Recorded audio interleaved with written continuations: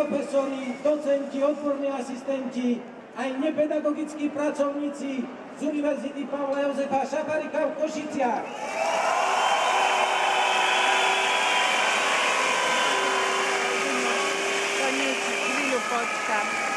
Z Technickej univerzity v Košiciach.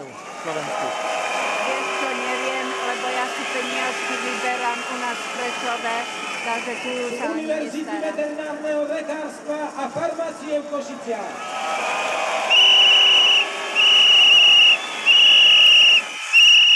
Prešovskej univerzity v Prešove.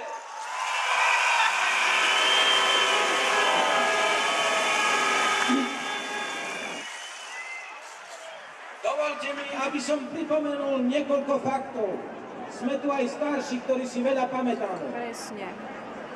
Na zasadnutí Rady odborového zväzu pracovníkov školstva a vedy na Slovensku na 19.11.1992, 20 rokov, bolo prerokované aktuálne problémy v rezorte školstva. Aj bol som im povedať, že by opravil, čo tam napravali chlapci, som A povedal, so že by chodili znepokojením dookola, že by sa konštatujeme, zistili.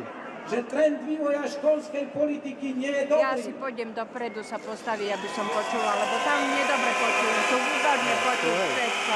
Lenže nás nechcela pustiť, vieš, ja som povedala, že idem za kolegom, že len novinári tu môžu ísť, no tak...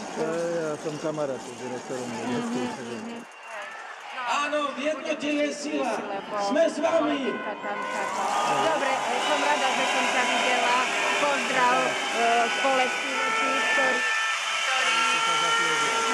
Veľa ich nie je. Už tam veľa neostalo, hej. Ja som sa chcela vrátiť k Otvorili vám, sme s pracovníkov školstva nové vedy v roku vedenie, takú 1992 odpoveď mi konštatuje poslali, že na nedôsledné plnenie ale to nič, programového dobre, vyhlásenia maj sa vlády pekne. Dobre, Slovenskej Pozdrav, republiky